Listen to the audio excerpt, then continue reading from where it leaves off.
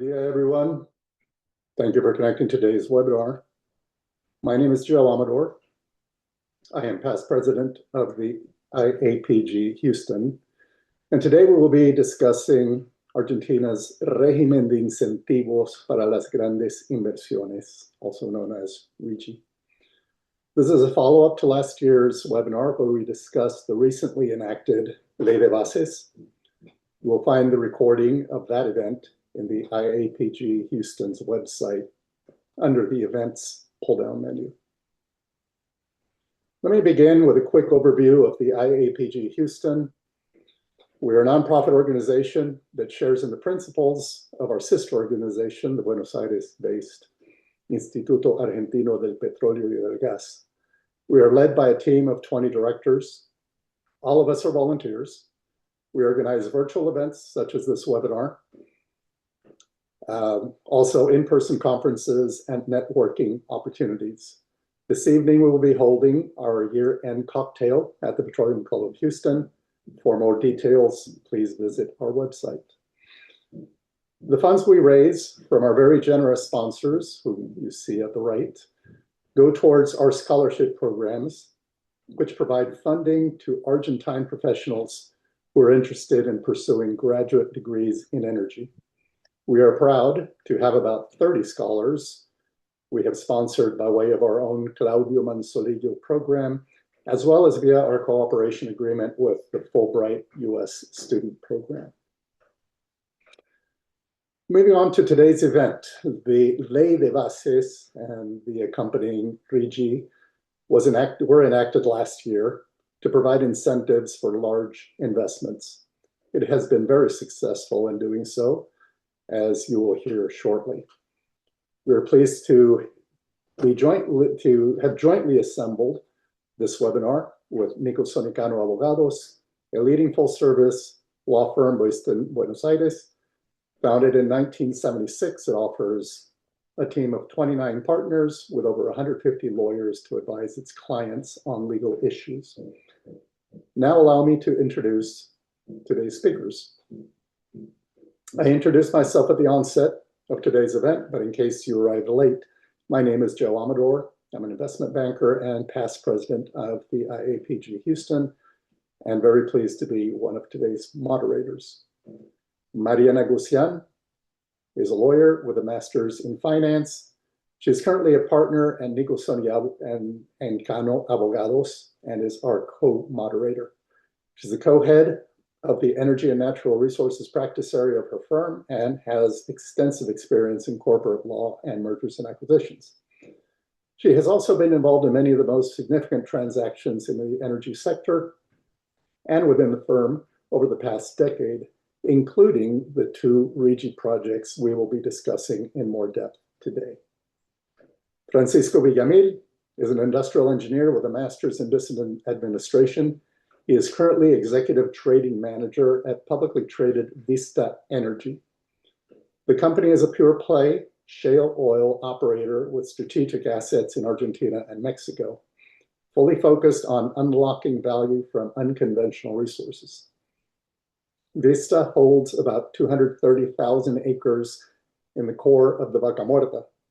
It has proved reserves of over 500 million barrels of oil equivalent, current production of over 125,000 barrel equivalent per day, and a market cap of about $5 billion.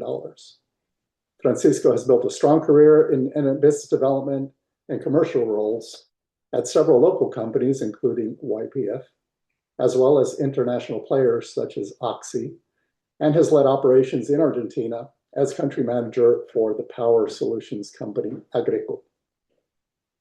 Lastly, Marcos Pourteau is an industrial engineer from the Pontificia Universidad Católica Argentina.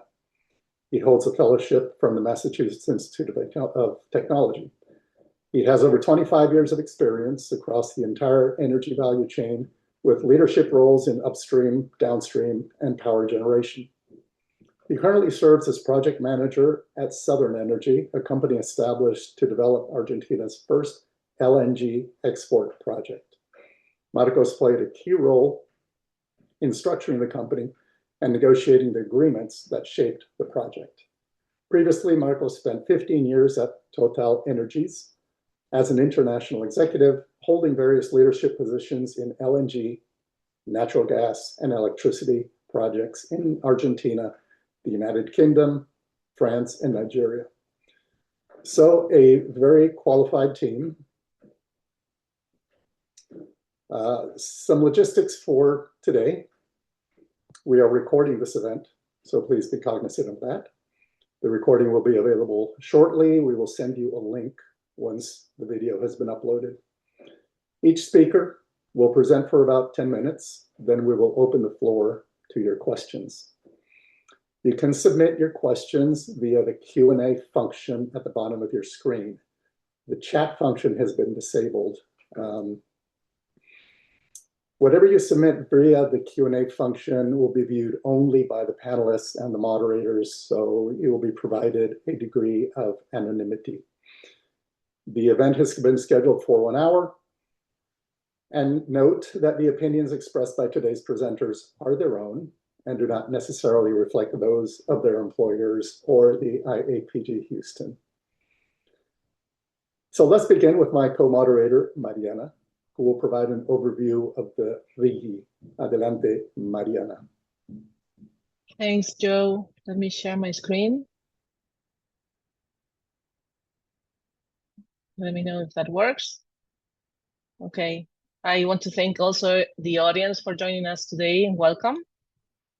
I'll go over some basic concepts of the RIGI, or the Régimen de Incentivo para las Grandes Inversiones.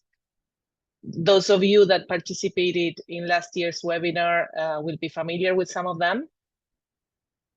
As RIGI was enacted as part of an omnibus law that was passed last July.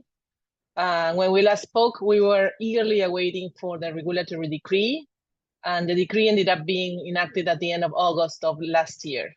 So that was what everybody was waiting for.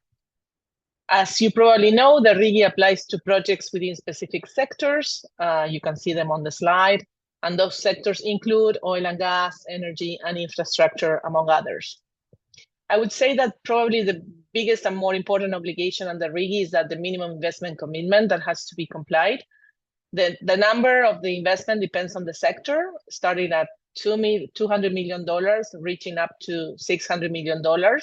This range applies to what I would say are quote unquote like the general RIGI projects. There's a special category that we will get to in a minute.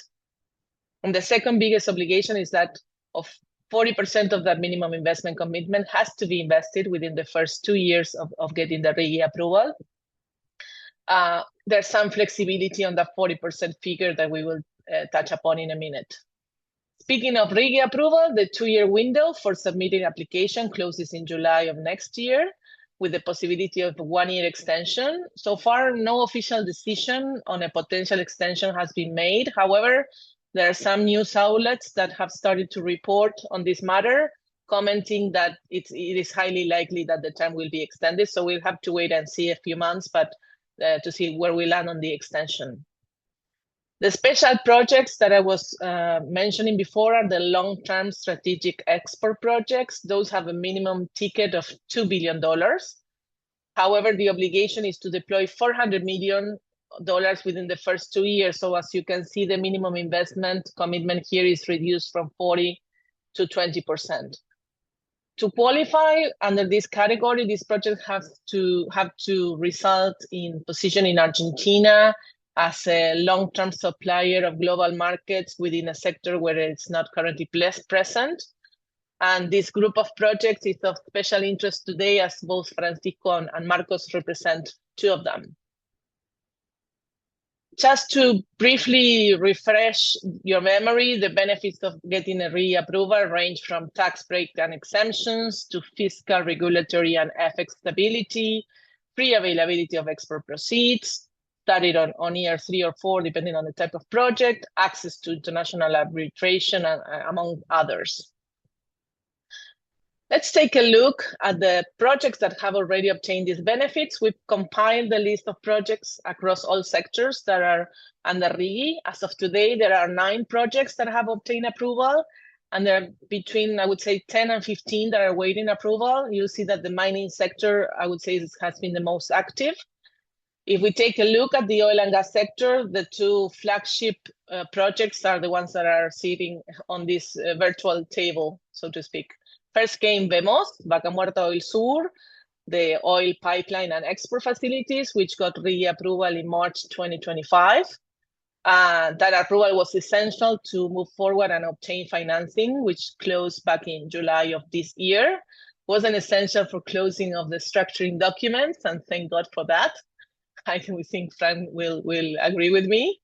I think that VEMOS was the second project ever to get RIGI approval. And then we have Southern Energy, or SESA. That's the first LNG project that got the approval at the end of April, in the nick of time for closing on that one, I would say. Wouldn't you agree, Marcos? The SESA project also had an expansion once it reached FID for the second FLNG vessel, but I'm sure Marcos will touch upon this when he takes over. There are several other projects within the oil and gas sectors that are either waiting for approval, which is the treatment plant in the Rincón de Aranda area that's being steered by Pampa Energía. Some others have been announced, like the YPF-led LNG projects involving Shell, Eni, and other potential partners, as well as the dedicated pipeline for the SESA project. And some are even rumored to be filed, such as the Camusi Gas FLNG project that is just fresh off the presses. I think I read about it yesterday. We have here a list. Here you can see the mining sector combined has the longest list here of projects between the approved and the ones that are pending approval. And these are other projects that have been approved in other sectors. You can see that when we share the presentation afterwards. So getting into the regulatory decree that was passed back in August 2024, introduced several important clarifications. And I would say that number one, and one of the most important, at least for the people here in this webinar, is that upstream has a place within the RIGI universe, which is somewhat different to what we were expecting when we did our webinar last year. So when the decree regulates the minimum investment commitment within the oil and gas sector, it mentions projects for the production of gas for export purposes. Those have a minimum $600 million investment commitment. And the same goes with the exploration and production of oil and gas. In that case, offshore, also with the 600 million minimum investments. And there are other activities and type of projects that are more precisely described within the oil and gas sector portion of the minimum investment commitment chart. We have transportation, pipelines and storage, processing, fractioning, compression, liquefaction, refinery, and petrochemical and fertilizers. Number two of the innovations of the decree, the regulatory decree, is that the decree introduces the possibility for the expansion of a pre-existing project that qualifies, the expansion qualifies for RIGI benefits. If you get the benefits, those will be applied exclusively to the expanded capacity. So this will require setting up a dedicated branch, and it has a whole set of specific requirements, but it's an important improvement from what the law had established about this. Also, the decree regulates the possibility to expand the project, just not a pre-existing one, but a new one, without having to ask for prior approval. Number four, and in connection with the long-term strategic export project, the decree allows for multiple SPVs to carry out the project. So if you recall, the general rule of the law was that there should be one SPV per project. And I would say that given the scale of this type of long-term strategic projects, and probably to allow different investors to participate in the different phases of the project, say it may be upstream, midstream, and downstream, for instance, the concept of the multiple SPVs was introduced. Something important here to know from the legal perspective is that if you use multiple SPVs. All of them will be joint and severally liable for the obligations assumed under RIGI. And the essential obligations under RIGI, again, as I mentioned, are the minimum investment commitment and the timing to make that investment. There are some other specifications. For instance, if there are more than 2 stages and you reach the minimum investment commitment within the first 2, that's 1 billion per stage. There's no need to comply with the minimum of 1 billion for the 3rd stage. Lastly, another requirement that was introduced in the decree is that the components of these large projects have to be either within 200-kilometer radius or physically integrated. And that makes sense if you take a look at the map of Argentina. You see where Vaca Muerta is located and where the export terminals are located on the coast of the Atlantic. So geographically, the 200-kilometer radius rule didn't make sense because the distances are longer. So this is a very, very high level overview of what we consider are some of the more important aspects of the decree. And I think that a key takeaway here for us is that the upstream has its place within the regime. Back to you, Joe. Great. Thank you so much, Mariana, for that overview. And I'll be sharing my screen again here briefly.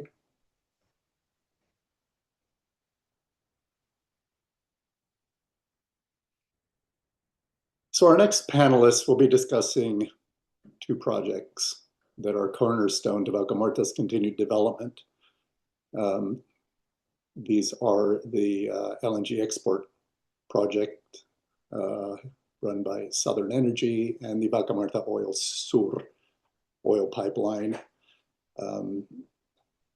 Yet we hear about peak oil and gas demand here in the not too distant future. So some may question whether there will actually be a market for these projects and the continued growth of Vaca Muerta. So our good friends at Wood Mackenzie were kind enough to provide us with their view of this market. And here, let me break this down a bit. Let's begin with the chart on the left, where we show oil productions, oil supply and demand. The base case demand curve is shown in brown. That's the line that peaks somewhere in the 2030s. And then we're comparing that with the supply side, green being the streams that are currently on shore, currently on stream, the red, the approved projects for development, and in bluish, the pre-FID final investment decision commercial fields. So about 100 million barrels per day, which is global supply and demand at the moment, growing slightly, a little bit of an overlap in the early years, but again, those projects may or may not be approved, may or may not come online as expected. So as usual, as is generally the case for curves showing reserves, not showing contingent resources or prospective resources, there's a significant decline. In this case, about 3% per year on the supply side, which creates a very large wedge here. We'll talk about more we'll talk in more detail here in a minute. The right side shows the gas supply and demand curve, about 400 BCF per day of current supply and demand. Again, as before, the supply curve, the demand curve, the brown line, showing a peak a little bit later towards the 2040s, and the current online fields shown in green, with the approved and the pre-FID stacked on top. As we look a little closer, 2050 is way out there, 2035 is 10 years from now. So we're looking at a demand case of about 104 million barrels of oil today. The growth by 2035, WoodMac is expecting about 2.6 million barrels per day of growth. That compares with historical 1 million barrels a day per year growth in the past. So they're expecting a significant decline in demand. And then the associated drop in production from the U.S. lower 48, international, of about 20 million barrels a day, offset by an increase of about 3 million barrels a day coming from Russia, Alaska, Guyana, and Brazil projects, which generates a void of about 20 million barrels per day in 2035. And that would be the target that the Vaca Muerta production would seek to fill. The natural gas picture is somewhat different. Here we're looking at the similar curve to what you saw before. This is the LNG demand by region, the largest by far being Asia. And whereas the chart I showed you earlier was natural gas supply and demand, this is just LNG, which is along the lines of the Southern Energy Project that Marcos will be discussing here in a minute. So we see a continued growth in demand, again, mainly from Asia. On the right, then we show the overlay with a gap. This is the demand line on top, and the supply shown as the stacked shaded areas, again, causing about a 50 million ton per annum void in 2035. So that is what we're looking at for the market that these projects will be feeding into. I'd like to then invite Francisco Villamil to speak about the Vaca Muerta Oil Sur project, also known as VEMOS. Okay, hello everyone. Thanks, Joe. Thanks the AIPG Houston and Nicholson Ecano for putting this webinar together. It's a pleasure to be here again with you, a year after the last one that we did last year.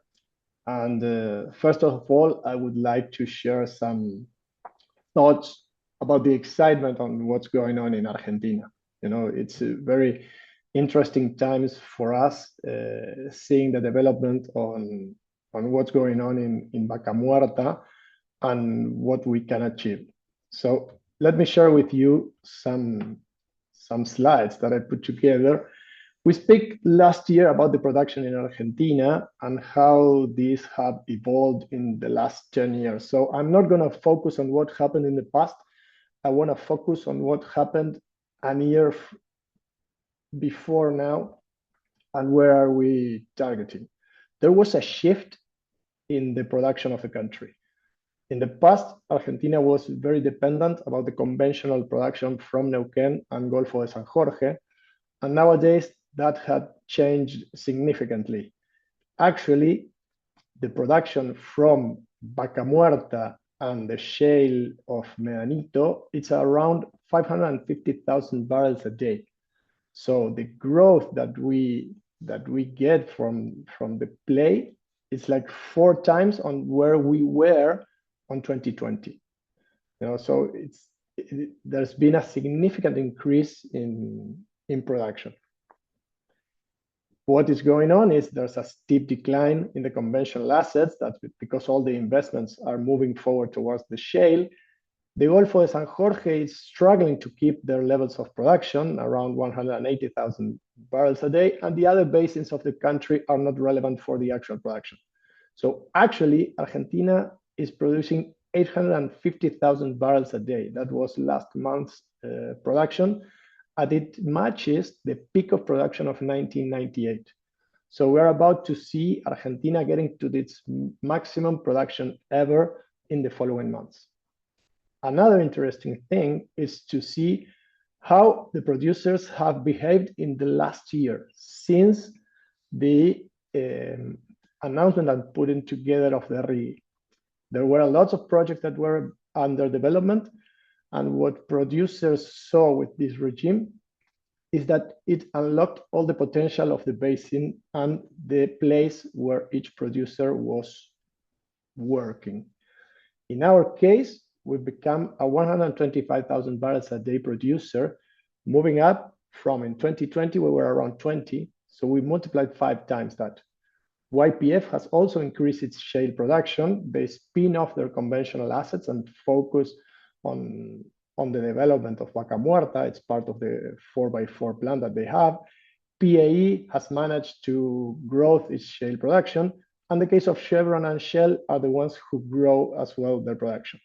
Plus Petrol as well, with the acquisition of the Exxon assets who left the country, it's also increasing its production. So when you see the figures by the end of 2025, there was a significant increase, and that's what we are seeing in the last year. Regarding what is coming for us in production, I will focus in oil, and I will let the projections of gas to Marcos. We can see that Argentina as a whole could reach up to 1 million barrels of production by the end of 2027. So if we look at that since the beginning of 2025, it's almost a 50% increase in our production from Argentina. It's a significant increase. And what we target is to get to 1.5 million, something around 1.4, 1.5, depending on the case, by 2030. Why I said that?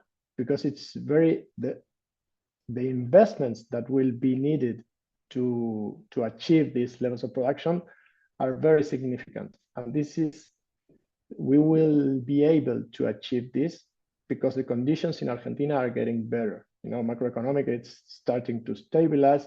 So when you think that to get Argentina to 1.5 million barrels a day of investment, it's going to need around 8 to 10 billions every year, it's something that we can assume will happen. With these projections, the estimate is that 5 additional drilling rigs will be added every year to get to these levels of production. Now, what happened regarding the infrastructure? That was one of the key pillars to unlock Vaca Muerta's potential. 2 years before, we were struggling because the infrastructure that was built back in time, I think the old Del Val project of Del Val, it's a company that was born in 1993, but it was by the privatization of the infrastructure of a system that was built by YPF in 1961. So it was like 60 years back in time. So the first thing was to upgrade that infrastructure. That happened in the last 2 years, and it started pumping the barrels of this expansion by March this year. There was a new pipe was built, that it was parallel of the existing pipe, and the buoys that were in the terminal were replaced by a new berth. So that allowed us to load larger vessels. In the past, we were only loading Panamax and some Aframaxes due to some restrictions that the buoys had, and now we are able to load Suezmaxes. So we are exporting around from Bahia Blanca, something around 900 vessels with 100,000 barrels of production. So the Trasandino pipeline was put back in line in 2023. Actually, we're pumping through that system around 70,000 barrels a day, and we can pump up to 100, 110, depending on Chilean demand. The pipe has a 150,000 barrels capacity. So there's still an upside to pump. And something that I want to focus on and share with you, it was the build of the Vaca Muerta Sur pipeline. This pipeline was something that was needed for Vaca Muerta to unleash its full potential. And Why we did it into another location, not to Bahía Blanca, is because we needed a natural port with a deep water facility that will allow us to load up to VLCCs. Those are the 2 million barrels vessels. And we will be able to compete with the international players in the markets that are trying to become very tight in these years. But as Joe was showing in his presentation, the demand is expected to keep on steady. And regarding the production, there are some constraints on where's going to come the flows that will replace the decline of all the formations. That's not the case of Argentina, but we are expecting a growth from all our fields. But now let me get into detail about Vaca Muerta Sur. This is an unprecedented project. Why is that? Because all the largest producers, we get together to give birth to this company. And it's not the same case as the Old Del Val project, because in this one, from the beginning, all the producers decided to build a new company under the RIGI regime because of its benefits and because of the potential of Vaca Muerta. It's all backed up by a strong shareholders agreement where the commitments that all the producers did is going to be key for the development and completion of this project. All the finance needed for this project is backed with the ISTA agreements. The ISTA agreements are the initial shipper transportation agreements where all the producers commit to ship and load the barrels in order to pay back to the banks that lend us $2 billion. This is an unprecedented loan that we get from Vaca Muerta Sur project to be financed. So 70% of the $3 billion needed to build this project are going to be lended by international banks. And this is a resume what you see of the actual structure, that as I mentioned, it's a consortium of local producers, where quick figures, YPF has 140,000 barrels of capacity, plus Petrol has 85,000 barrels of capacity. PAE has 55. In our case, together with Chevron and Pampa has 50, and Shell and Tecpetrol has 40. And then we have GIP, that is Gas y Petróleo del Neuquén, as a Class B shareholder who holds the same obligations of all the other producers, but without voting rights, with just a 5,000 barrels capacity. So this is something that is going to be key for the development of Vaca Muerta. Now let me tell you about Vista's strategic plan. Given birth to VEMOS, it will be an habilitator of our plan. So our idea is to grow up to 180,000 barrels a day by 2028. This plan was announced last month. With these levels of production, we are targeting to reach our level of EBITDA at a $70 per barrel price at $2.8 billion. And for these 3 years, we will generate 1.5 billion of free cash flow. As you can see in the presentation, our plan is quite resilient to low prices. If you see that there's a decline on the dollars per barrel of $10, we will still manage to generate $0.5 of free cash flow.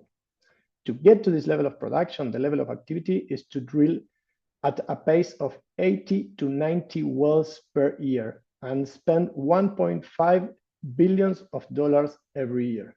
That will give us an adjusted EBITDA margin on average of 65% for the period. And now some conclusions about on what I was talking lately. The future is promising for Argentina. We are seeing that the expected growth, it's about 10% year over year to reach 1.5 million of barrels of production daily. This gives us a significant positive change on the energy trading balance. If we look at this figure in 2012, it used to be 7 billion negative, the needs of Argentina imports of energy.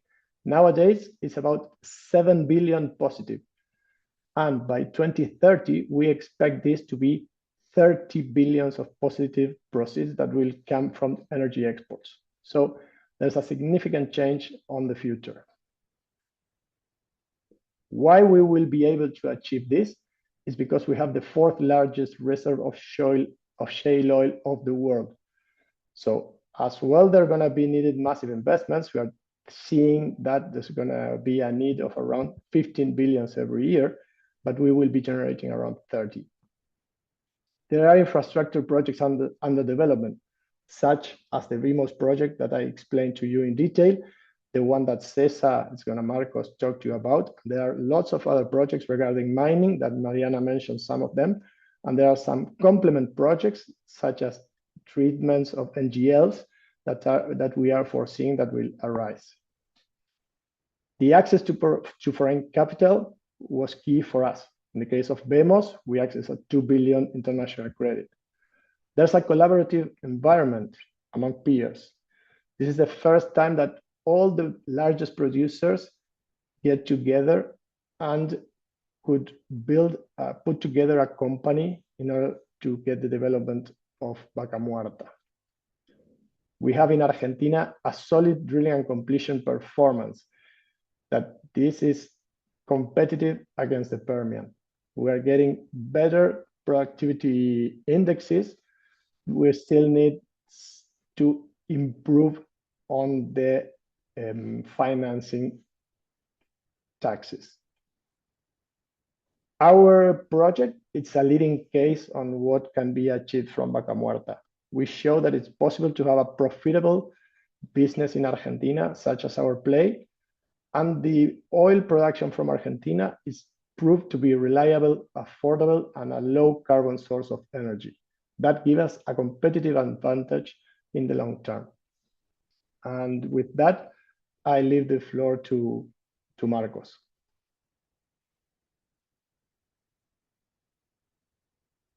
Thanks, Francisco. Let me get this going. Okay, there we go.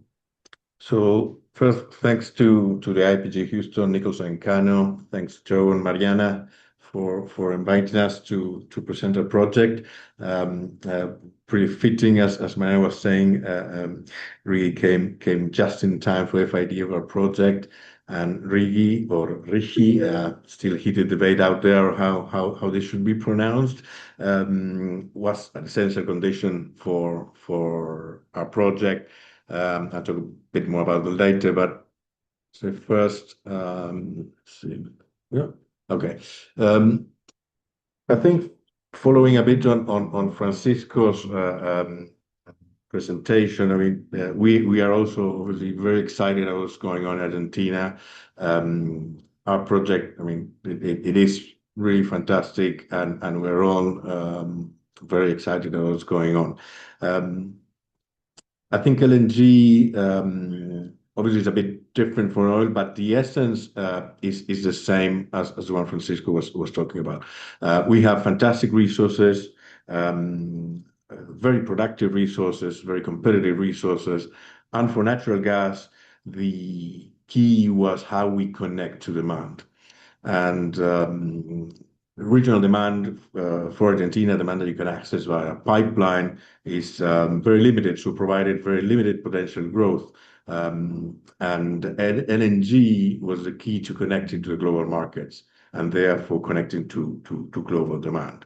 And that was unlocking that was key to securing potential for development of those resources. And that's what brought, let's say, the project together. And similarly to VIMOS, as Francisco was saying, this was a joint effort by the industry, which is pretty remarkable in itself. So I'll talk about it a bit more later, but producers were looking for ways to connect to the global market. Investments in the LNG chain are very significant. Natural gas compared to oil obviously has different economics, and energy projects are very challenging. So that's where the securities that RIGI brought to the project were essential to even think about the project being able to move forward. So I'm going to go a lot through the numbers, but as you know, Argentina has the second largest natural gas unconventional natural gas reserves in the world, about 300 TCFs. And the way we were looking at this is, if you imagine from now to 2100, anything in demand you can imagine in Argentina and in the regional markets, you could use 170 TCF. And that's going to 2100. Right? Our project is going to use 9 for the, let's say, 20 plus years that's going to be in operations.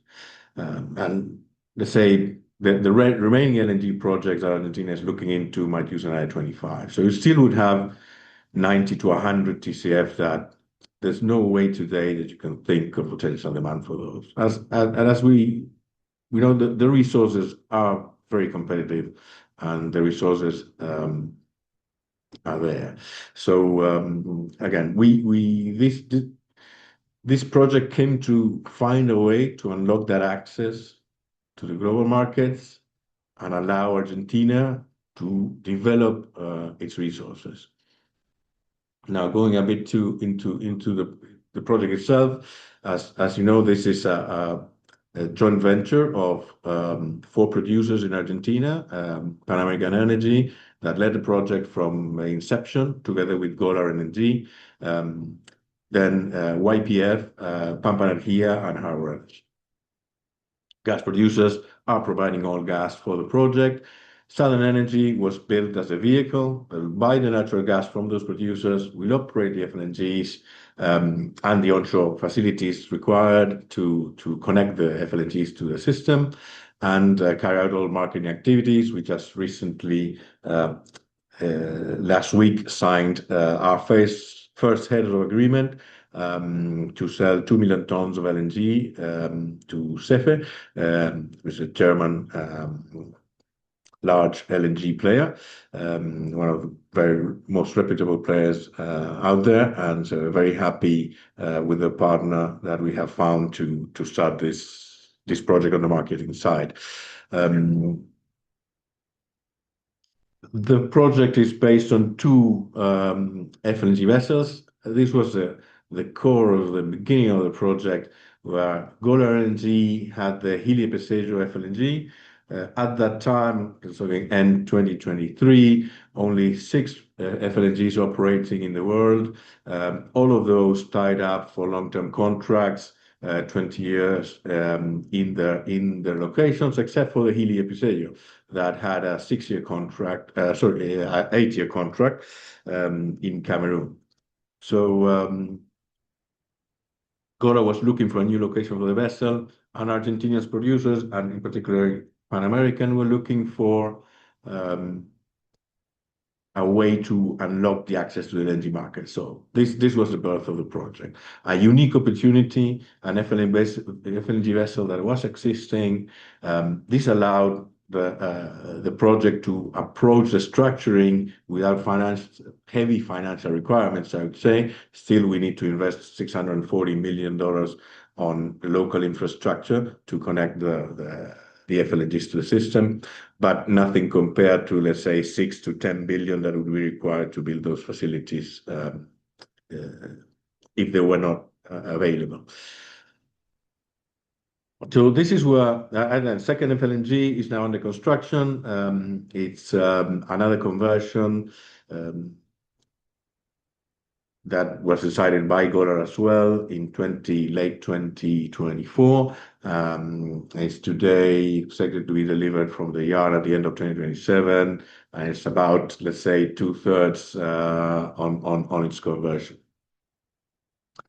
Hilli is 2.45 MTPA, that's around 11 million cubic meters of gas, and MK2 is 3.5 MTPA, about 15 million cubic meters. So together, say, so 27 million cubic meters of gas. That's about a growth for Argentina of 15 to 18% of current production.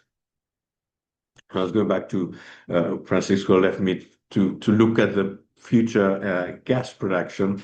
And I think forecasting gas production is going to be very difficult. It's going to be tied to how these projects reach FID. We have reached FID on both phases.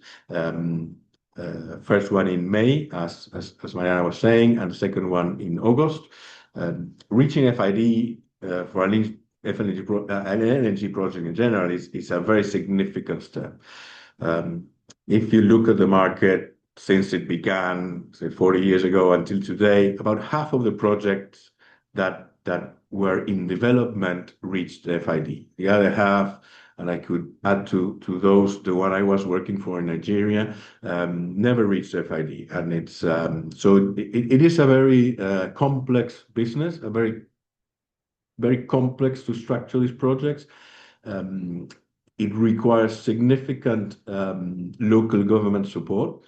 That I think is where RIGI became essential to us in order to be able to move forward with the project.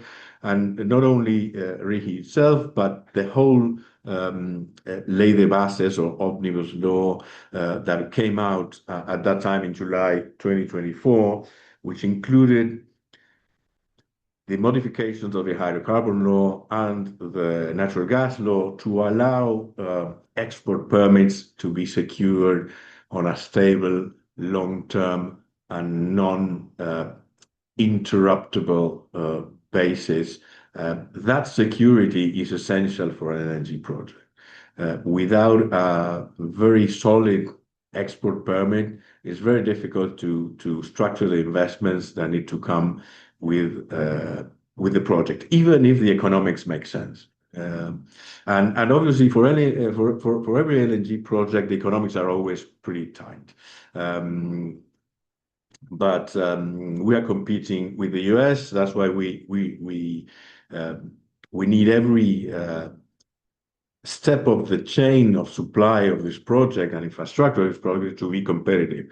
And we rely obviously on the competitiveness of Vaca Muerta through the producers that are supplying to the project, but also you need to be very effective and efficient in the dedicated pipeline that we need to build and the infrastructure and the FLNG vessel capex and opex costs and therefore shipping to the global markets. So going back to Rick, I'm going to just show you the pictures of vessels, just because while I talk, these are the flagships of our project. I was saying Ricky provided essential conditions for the project to proceed. So first was the export permit through the hydrocarbon and natural gas law changes. So an export permit that you can rely on, that's secure, that's uninterruptible. Second is regulatory stability. So beyond the export permit itself, having regulatory stability for the project and fiscal stability for the project. This in anywhere in the world you look at LNG development, it comes coupled with these securities provided by local government, maybe with the US as an exception. And finally, the package of fiscal benefits, which for LNG projects, Argentinian package of fiscal benefits, it's I would say not the most aggressive, but it was essential to allow for the project to move forward. We applied, so we were, as Joe was saying, or Mariana was saying, sorry, earlier, we've been the second project and the long-term strategic projects regime or side of the regime, and we were the first project to apply. So that was we applied for that for the first phase of the project. It was just a Hilli Episeyo, is the vessel we're seeing now. This is the MK2 under construction, arriving and under construction in China. We hope we're going to be able to sew it back together before shipping it to Argentina. But we applied under the long-term strategic project for the first phase, and that was granted back in April 25.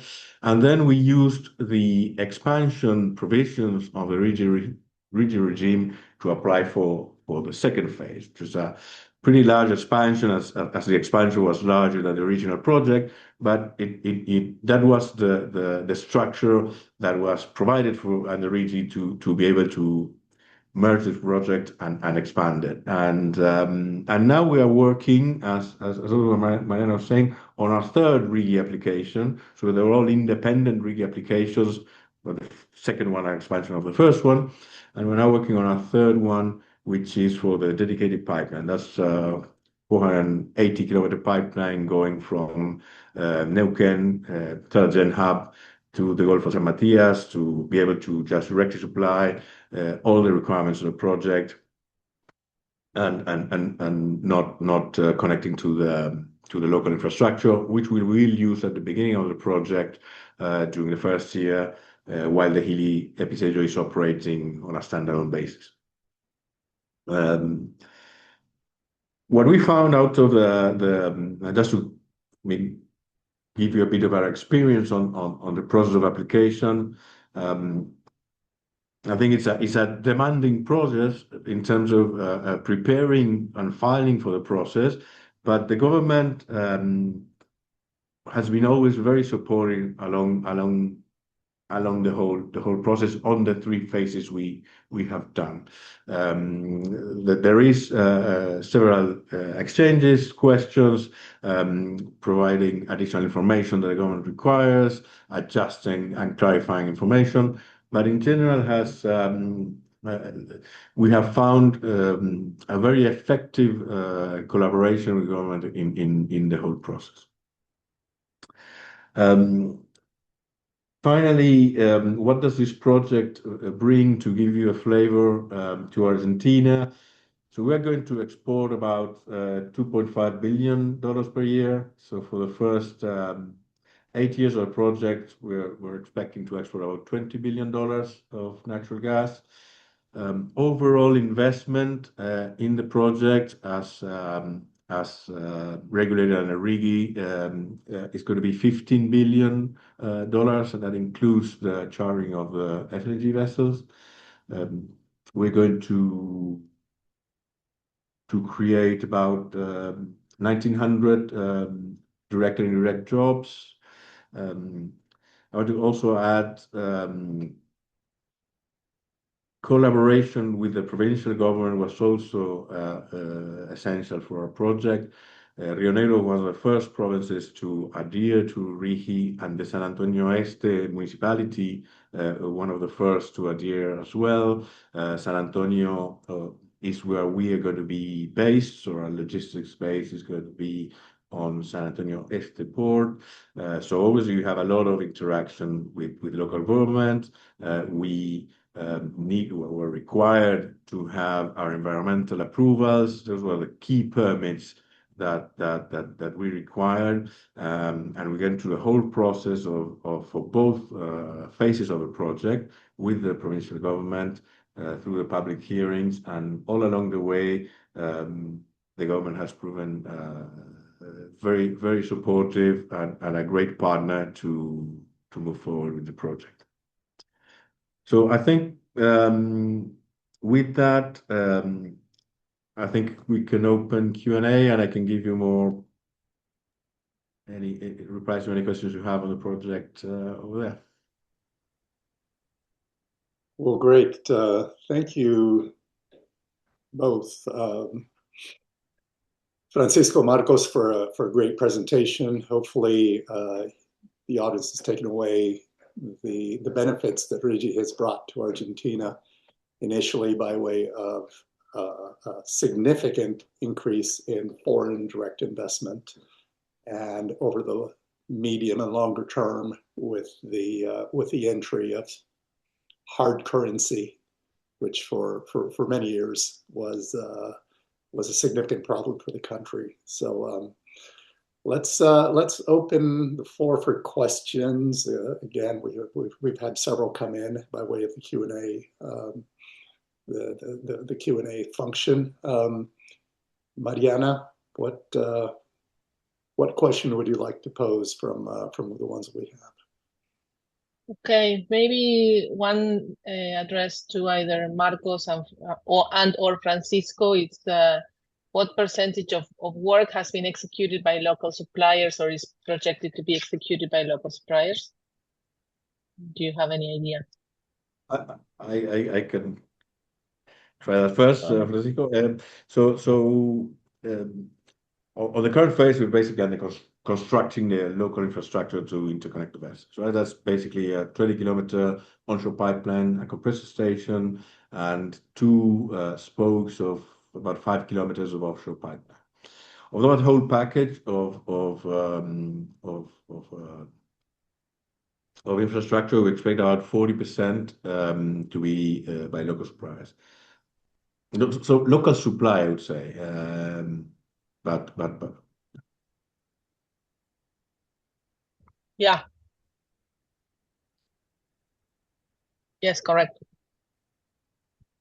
There's the law provides for the possibility of local suppliers also asking for RIGI benefits for themselves. There's a question about that, but it's a too lengthy response to tackle in the next 2 minutes.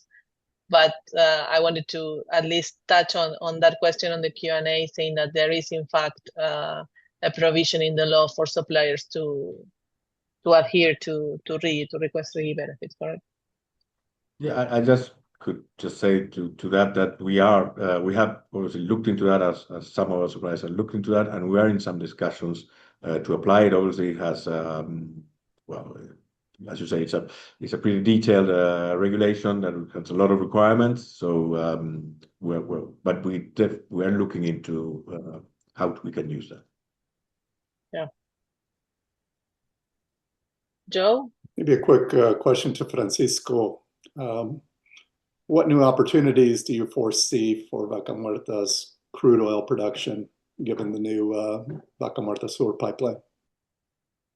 Okay. This question is interesting because it will give us access to new markets that actually are quite close for us, and that's because of arbitrage. Loading our barrels in VLCC vessels, that is what's gonna happen once Vaca Muerta Sur is online. We will be able to get to the Asian markets. And the Asian markets, actually, they are buying lots of WTI that comes from the US. And in our case, we have 15 days less navigation days. So that's a massive saving in logistics. It took the US like something around 45 and 48 days, depending on the spot that they are arriving in the east. And for us, it's gonna take around 32 or 33. So there we have a massive competitiveness. And also, I saw some of the questions on the panel that were asking how it's going to manage Vaca Muerta to develop regarding the competitivity of other places of the world. And I think Argentina is very resilient to a low prices scenario. If you do a breakdown on our cost per barrel, I think we can get on a $50 scenario of dollars per barrel to netbacks of $29 per barrel. Then you add the 15 additional dollars per barrel that you need for capex, 4 for financial, and 3 of income tax. You still have like $7 to $8 of free cash flow on a scenario of $50 per barrel. So from 50 and onwards, it's all upside for us. So I think Argentina is going to be very, very competitive. Well, great. Thanks for that. Unfortunately, we are at the top of the hour. So let's go ahead and close out. Thank you so much to Nicholson y Cano for your support, particularly its partner, Nicolas Perkins, who initially suggested organizing these 2 webinars, as well as our co-moderator and our 2 panelists today. All have very generously contributed their time and insights to discussing this important topic. Thank you to the audience. We appreciate your time. We appreciate your questions. We're available. You can find us on LinkedIn or be happy to answer any additional questions from you. Stay tuned for our upcoming events. Muchas gracias. Bye-bye. Thank you. Bye. Bye. Thank Thank you you. all.